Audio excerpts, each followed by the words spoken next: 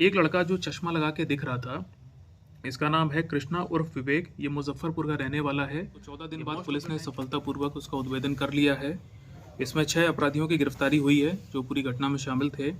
इनके पास से 2 लोडेड देसी कट्टा, 2 लोडेड पिस्टल, 7 जिंदा कारतूस और जो वो सामान इन लोगों ने वहाँ से ज्वेलरी लूटा था उसको बेचने के बाद उनके पास से जो पैसे मिले हैं उसकी कीमत लगभग 1,03,000 रुपये है।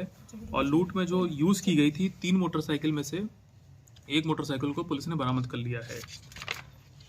देखिए, घटना होने के बाद ही 6 विशेष टीमों का गठन मेरे द्वारा किया गया था, जिसमें कि डीएसपी हेडक्वार्टर थी, एसटीपीओ सदर थे, एसटीपीओ टेंगड़ा थे, एसटीपीओ बकरी थे, डीएसपी प्रोबेशनर चांदनी थी और भी इसके अलावा जो 6 टीमें थी इसमें टेक्निकल सेल के हमारे कर्मी थे।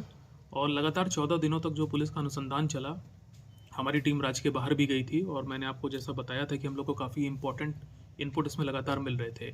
और ये सारी चीज़ों को कलेक्ट करने के बाद कल इसमें एक जो बड़ी सफलता मिली, आप लोगों ने सीसीटीवी फुटेज में देखा होगा कि टोटल 5 लोग अंदर थे। उसमें से 3 जिसके बारे में हमने सूचना और पोस्टर भी जारी किए थे, उसमें से 3 लोगों को पुलिस ने अरेस्ट कर लिया है। ये तीनों दुकान के अंदर गए थे।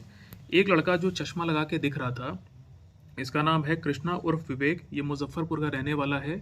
ये most of the time Mumbai में रहता है और जब इसको कोई घटना करनी होती है बिहार में तो ये फ्लाइट पकड़ के आता था, घटना करता था। इसके बारे में आपको बताऊं कि लंबा चौड़ा इसका आपराधिक इतिहास है। आज से करीब 1 साल पहले समस्तीपुर में भी एक घटना हुई थी, हीरा ज्वेलर वाली। उसमें भी इसका नाम आया था लेकिन इसे सत्यापित नहीं हो पाया था वहाँ पे। लेकिन अभी हम लोग ने इसको अरेस्ट किया है और पूछताछ में इसने ये बात कबूली है और ये जो बात है हमने वहाँ भी शेयर की है। इसमें एक लड़का जो काली जैकेट पहने हुए आप लोग को दिख रहा था और सर पे टोपी लगाए हुए था, इसका नाम है लाल बाबू चौधरी। ये TIOP का रहने वाला है। इसको भी गिरफ्तार किया है पुलिस ने। इसने फुटेज में जो काली जैकेट पहनी थी वो भी पुलिस ने बरामद कर ली है, इसके घर से मिली है वो।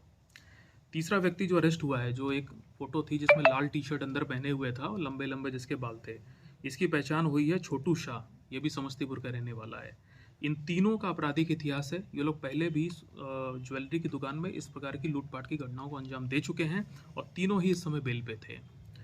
इसके अलावा एक और व्यक्ति की जो चौथे आदमी की गिरफ्तारी हुई है, उसका नाम है संतोष शाह। ये भी समस्तीपुर का रहने वाला है। ये पेशे से सुनार है। ये सोनार की दुकान चलाता है, सोना चांदी गलाने की।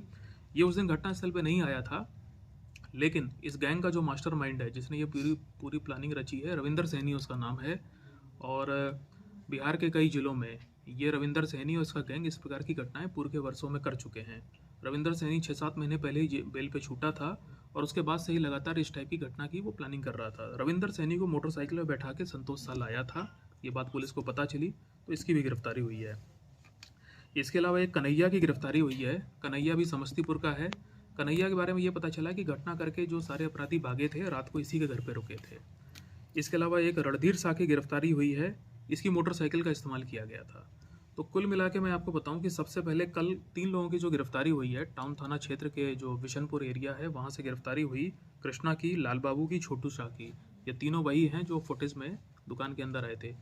इनके पास से 1 कट्टा, 2 पिस्टल और 1 किलोग्राम गांजा और लगभग 47,000 के करीब रुपया इन लोगों के पास से मिला था।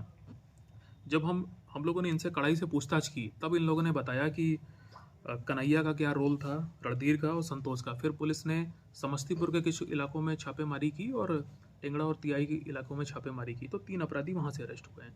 तो कुल मिला के ये 6 अपराधी अरेस्ट हुए हैं। हालांकि मैं आपको इसमें एक बात बता दूं कि जो ज्वेलरी वहाँ पे लूटी गई थी उसका जो एक मेजॉरिटी पोर्शन है वो इस समय रविंदर सैनी के ही पास है, क्योंकि पूछताछ में ये बात निकली है कि इन लोगों ने ये पूरी घटना को करने के बाद ये लोगों ने ये सारा जो सामान है अपने जो इस गैंग का जो सरगना है रविंदर सैनी को दिया था और रविंदर सैनी ने इन लोगों को बदले में 1.5 लाख रुपए दिए थे, जो उन्होंने आपस में डिस्ट्रीब्यूट कर लिए थे।